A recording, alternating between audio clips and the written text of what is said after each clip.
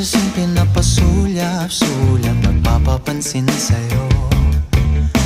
Umabot sa palitan ng mga mensahe, kilig na kilig ako. Kumusta, kain na, hello, magandang umaga. Ingat ka, pahinga, huwag kang masyadong magpupuyat pa. Naramdaman ng puso na dahan-dahan akong nahuhulog sa'yo. Sa kada araw natin na pag-uusap, meron nang